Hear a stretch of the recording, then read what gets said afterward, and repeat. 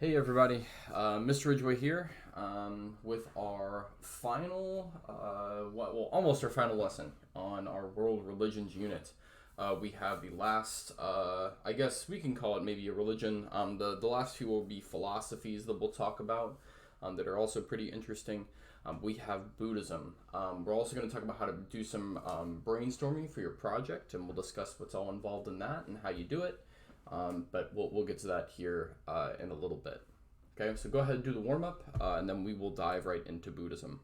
Okay, so what are we trying to do here? Well, I guess we need to update this little this thing right here. I don't know where to go. I had this already and it was all good. Okay. We're aiming for three things here, and I'll have to go back and find my particular objectives and get them updated. But we're going to, again, explain developments, components of Buddhism. The second thing is we're going to try to do some meaningful writing that you can back up with evidence. And the third thing is we're going to do some brainstorming about your project. So for now, just ignore what it says here on the screen. Just go off what I said there. Let's talk, though, about Buddhism. Okay? So again, grab the notes. This one's really, really quick. I didn't even put any essential questions through it because Buddhism is actually pretty straightforward. And John Green is also going to do a lot of the heavy lifting for me here in terms of explaining stuff. Okay? Buddhism is from India, okay, like Hinduism is. It is founded by that man there. His name is Siddhartha Gautama. I've heard his name also pronounced various ways, but if you just know him as Siddhartha, or as he's later called the Buddha, that would also be fine. Okay? A little bit about him. He was a very, very, wealthy prince, and he kind of has and John Green will explain this, a moment where he witnesses some pretty profound suffering in the world. And what he decides to do is man, life, why is life like this? And he decides to take time and meditate on what causes suffering. And he reaches enlightenment. He becomes the Buddha, or the teacher is what that means. And he reaches this stage, this stage of enlightenment called nirvana. Okay, that is what it is called in Buddhism. It is enlightenment. How does that happen? You follow the Eightfold Path and the Five Noble Truths. And John Green will break down what those are. Okay, you don't need to have them memorized. Just know that that is how you play the game. Excuse me.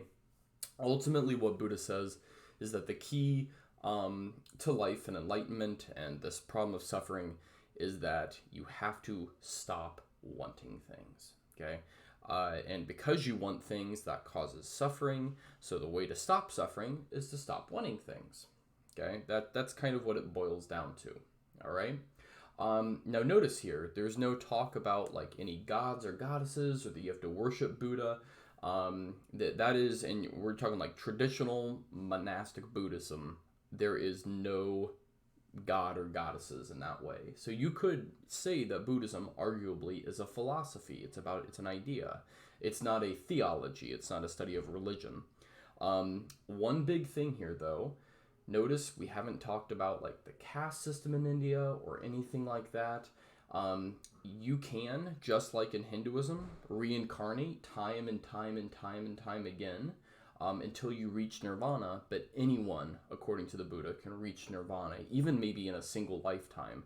There's no need for you to go through this caste system of spiritual purity. Buddhism is not about that, as you're going to see with our writing prompt that we'll do here later. Okay. So after Buddha dies, his followers are going to spread across Asia in two schools. Now this is it's a little bit nuanced, but it is, I guess, worth pointing out. So in Theravada Buddhism, that's the kind that you just learned about. You can see here that is the yellow on the map. Buddha is still not a god. In another kind of Buddhism, though, Mahayana Buddhism, Buddha does become a god, even though Buddha said, never worship me as a god. I don't know. Religion gets complicated, right? There's also another kind of Buddhism called Tibetan Mahayanism, which you might recognize because if you've heard of Tibet, and perhaps the Dalai Lama, who is probably the most famous Buddhist in the entire world, that is where he is from. Okay. Also, notice something strange here on the map, and that is there is no Buddhism in India. The reason why is because, wouldn't you know it, Hinduism's got a lot of gods and goddesses, and they basically just make Buddha another part of that pantheon of gods and goddesses there. Okay. Other than that, what you're going to wrap up the lesson with is a prompt here on Buddhism. Okay, it's pretty straightforward. What you're going to be doing, and I'm just going to click on it so you can actually see it, is you're going to answer this prompt that's right here. So argue how Buddhism dislikes the caste system, but you need to cite 3 of the 4 sources here. And how you do that is you just put parentheses, source 1.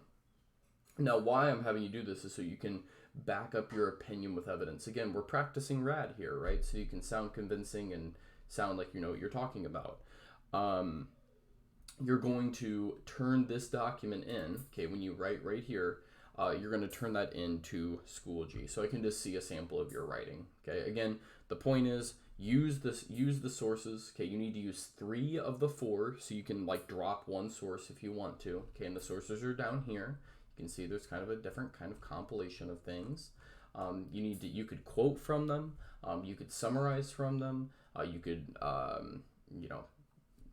go on and on and on. But you do need to mention when, just like we did with the trash activity, you need to mention when you do it. So just by dropping a parentheses in there. Okay, so probably the sources will turn into the D's in rad is what's likely going to happen there. The last thing you need to do, and this will be set up for you, I don't have it done right now, is that we're going to take some time to brainstorm some possibilities with this world religion projects that is coming up here. And so what you need to do is you need to go to Unit 2, and inside a folder there that says World Religions Project, I'd like you to complete the brainstorming form about how you want to show off your particular knowledge that you're going to do a deep dive in. If you don't remember what some of these ideas are, that's okay.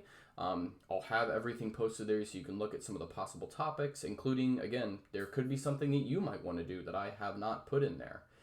We've talked about so many different world religions over this time. The thing that you might be wondering is when this thing is going to be due. It's going to be due 10-9, the day before fall break. Again, that might change in future years if you're watching this video and not 2020 because of, we're living in COVID right now. So other than that, again, don't forget to turn in your writing prompt about Buddhism. Okay, again, it's not like a writing prompt. It shouldn't take you that long. Just so I can see a good sampling of your work and your writing progress. And I will see you guys in the next lesson. Bye-bye.